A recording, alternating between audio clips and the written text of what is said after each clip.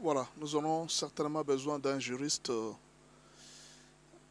Les gens qui ont fait le droit vont nous aider à nous faire comprendre un peu certains articles.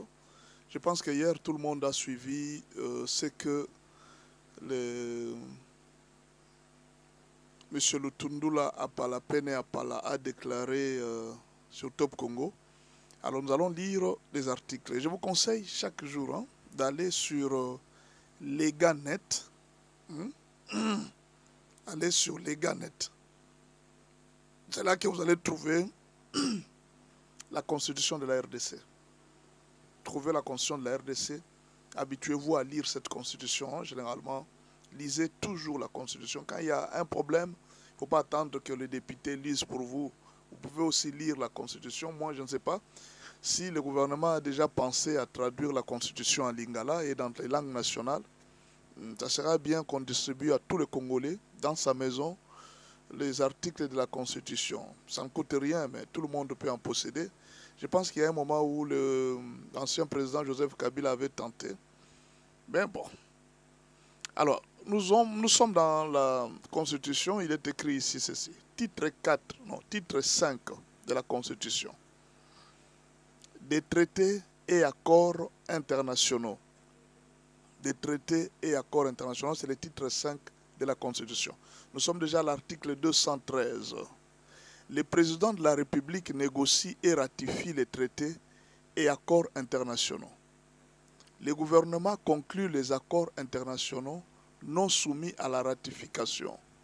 Après délibération en Conseil des ministres, il en informe l'Assemblée et le Sénat. Alors, le président, voilà l'étape.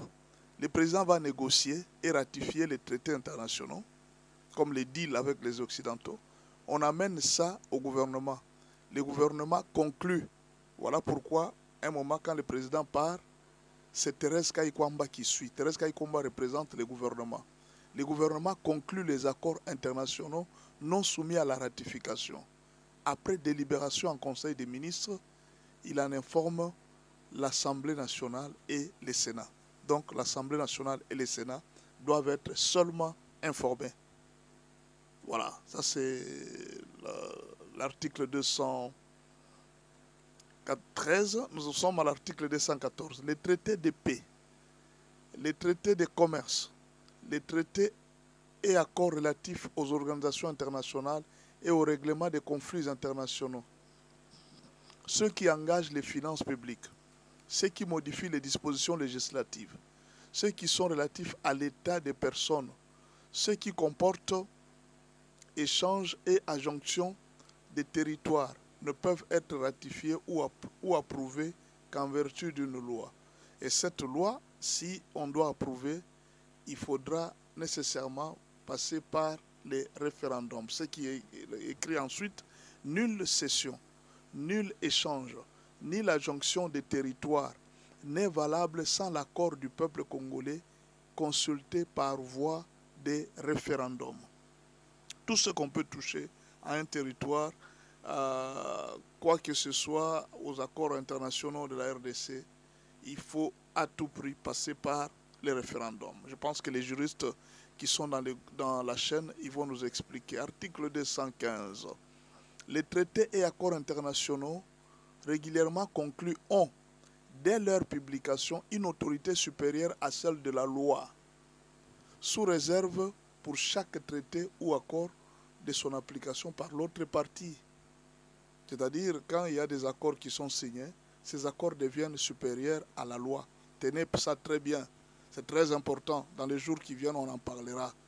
Quand il y a des accords qui sont signés avec le Rwanda, n'oubliez pas que la Constitution le dit que les traités et accords internationaux régulièrement conclus ont dès leur publication une autorité supérieure à celle de la loi. Mais quelle loi? C'est cette loi qui existe dans le pays.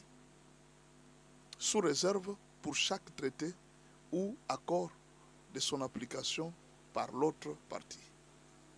Article 216. Si la Cour constitutionnelle consultée par le président de la République, par le Premier ministre, par le président de l'Assemblée nationale ou le président du Sénat, par un dixième de députés ou 1/10 des sénateurs. Suivez ça très bien. Ça, c'est très important. Je répète. Si la Cour constitutionnelle, consultée par le président de la République, président de la République, par le Premier ministre, par le président de l'Assemblée nationale ou par le président du Sénat, par 1/10 des députés ou 1/10 des sénateurs, déclare qu'un traité ou accord international comporte une clause contraire à la Constitution, la ratification ou l'approbation ne peut intervenir qu'après la révision de la Constitution. Vous comprenez? Si le président va voir la Cour constitutionnelle, on ne peut pas changer cet accord jusqu'à ce que l'on puisse changer la Constitution. L'approbation ne peut, la ratification ou l'approbation ne peut intervenir qu'après la révision de la Constitution. C'est très compliqué. Parfois, certains accords nous avons signés. Pour que ces accords cessent, il faudra que vous puissiez changer la Constitution. Et ça, c'est très important. Il faut en tenir compte. Article 217. On va terminer là avec le traité. La République démocratique du Congo peut conclure des traités ou des accords d'association ou de communauté comportant un abandon partiel de sa souveraineté en vue de promouvoir l'unité africaine. Alors, les juristes vont nous expliquer ce que veut dire cet article 217, article 216, article 215. Peut-être que nous avons une mauvaise lecture. Je pense que là, ça peut nous aider. Donc, ce que nous demandons aux uns et aux autres, c'est d'avoir cette constitution dans votre téléphone. Ça, moi, j'ai la mienne dans le téléphone. Essayez de voir aussi la vôtre. Donc, tous les articles sont là. S'il y a quelqu'un qui vient, oh non, je ne suis pas d'accord, allez dans la Constitution et vous allez parler avec lui. Voilà. Que Dieu vous bénisse. Que Dieu puisse vous aider à comprendre tout ce qui se passe dans votre pays. Merci beaucoup. C'était juste pour vous faire comprendre. Parce que, pourquoi on a parlé de ça? Le président va signer des accords avec, les Américains. Quelle est la part? Quelle est la faute? Où se trouve le problème? Est-ce qu'il faut que le président consulte l'Assemblée nationale? L'article dit, 213, le président de la République négocie et ratifie les traités et accords internationaux. Il peut le faire. Le gouvernement conclut les accords internationaux non soumis à la ratification après délibération en Conseil des ministres. Il en informe l'Assemblée nationale et le Sénat. Donc, le gouvernement a sa part, il va informer le Sénat. Alors, je pense que pour le moment, le président est encore dans le droit de négocier. Et après, le gouvernement va conclure les accords et puis on va présenter ça ou bien donner l'information au Sénat. En tout cas, les juristes sont là pour nous éclairer, afin qu'il n'y ait pas toujours de débat, parce qu'au Congo, tout le monde connaît.